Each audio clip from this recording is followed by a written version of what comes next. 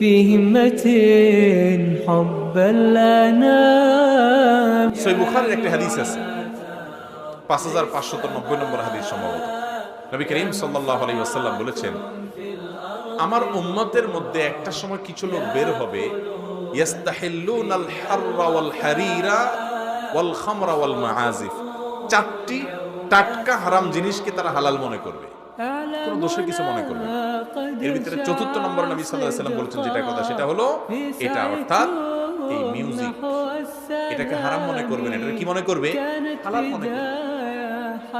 মুসলমানের সন্তানরা বিটিএস এর ভক্ত হয়, তো বিটিএস এর যে স্টার বা তথাকথিত তারকারা আছে, তারা মিউজিক দিয়ে গান করে সারাদিন, এটাই তাদের প্রধান পরিচয়, তারা গানের বিশ্ববিখ্যাত ব্র্যান্ড।